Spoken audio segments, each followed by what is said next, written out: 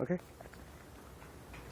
Hi, this is T.H. Culhane for Solar City Solutions, and I'm with Martha Liu, who's come from northern China, come down, and we're going to be going to Bangkok later this evening, but wanted to show Martha your system, Dr. Wang. Dr.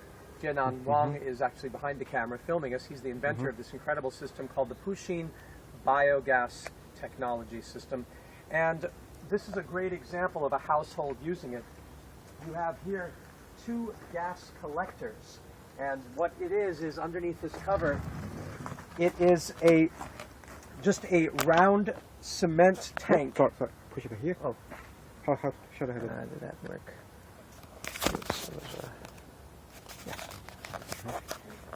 It's a round cement tank that goes down. How deep does it go down? One meter down? Yeah, About a meter down, and in it is a fiberglass plastic dome, hemisphere gas holder. You can see the gas tube coming out of the top of it, and this is to hold a cubic meter or 1,000 liters of gas, and as it fills up with gas, it lifts the water that's in the tank up above it, and that creates a pressure of 1 ton, that is 1,000 kilograms of water pressure, which then pushes the gas all the way to the kitchen for cooking, or to the lamps, or to an electric generator, or to a water heater for taking showers and baths. So a lot of things you can do it. And there are 2 of these, so that's 2 cubic meters worth of gas storage. And these are both full right now, even though he's been using it. This is where the gas is stored. Now, 2 cubic meters gives you enough gas to cook for approximately 4 hours on a single burner. So you can get about 4 hours of that full flame burner from these 2 holders, but there's an additional 2 gas holders here. These are on top of the biodigester. So underneath our feet here, it's not just a concrete tank of 1 meter down. This goes down a meter, as that does, and then it spreads out to a 10 cubic meter space.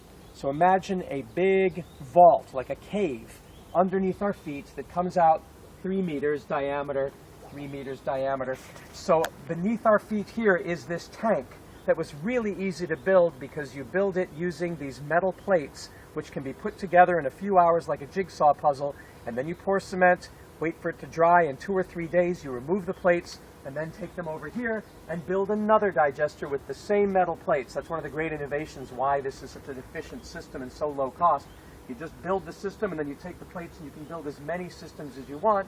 And then if you want to build more gas holders, you take just the neck molds that were for the gas holder, and you make, with the same molds, you make additional gas storage. So you can just expand and expand as your family expands, as your business expands, as your school expands. You can use that same set of molds to make more and more and more gas. And the more and more people you have, the more and more waste you have, therefore the more gas you have.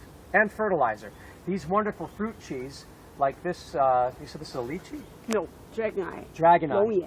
So there's a dragon eye fruit here.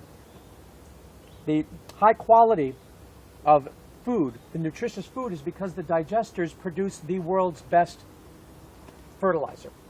In this digester here, you can see the tofu, some of the soybean that they're putting in. This is the inlet, this is the mouth of the digester. The food waste goes here, and then it goes down a pipe to the bottom of this tank here, where this is the stomach of this sacred cow, we like to say. And then there's an additional gas holder under here, and this is also full. Now you can smell just a little bit here, because this is the food digesting. In those, it's just water, but this is the food digesting, and you see bubbles from some of the gas there that's fermenting, because there is active food inside here. This one is going to produce up to, I think you said, 5 cubic meters of gas a day. Yes, it can actually produce, and that would be enough to cook for 10 hours, or to run a generator for, I suppose you could run a generator for about 4 or 5 hours with the gas from this alone. And then there's another one. This is the outlet. The fertilizer that's so good for these fruit trees comes out of here. A very nutrient-rich fertilizer with all the nitrogen, potassium, phosphorus. It's all there because your food waste had all the nutrients that came from the farm. Now it just goes right back into the soil. And then there's another one here, and you have place to feed it. But this one is being fed not only with food waste, but as you can see from that white pipe over there, the toilet wastes are also coming into the system. That pipe takes the toilet waste. Every time they flush the toilet, it will flow by gravity down this white pipe, underground, and into the inlet of a digester, an inlet of a digester. So these digesters can take the toilet waste and all the food waste. And you can see that this one is also full. The water level is all the way up. That means that the gas has completely filled the dome that's in there. That's the outlet. And then you have the outlet over here. Here. Outlet pipe. This outlet pipe here takes the fertilizer down and fertilizes all of the fruit trees on the farm. So basically every digester is based of three different parts. The inlet where it's fed, toilet waste or kitchen waste. The digester underneath where all of the digestion takes place. The neck of the system with the gas holder that holds the gas and pressurizes it. And the outlet where the fertilizer can then go out to the garden and can be used for irrigation. Then you have separate gas holders.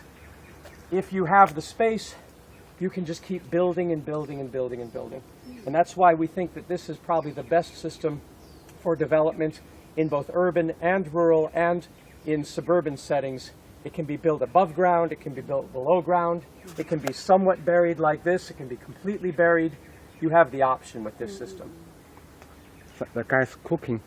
The store maybe have some explanation. Yeah, we'll explain there as well. Yeah, about the Is it still on?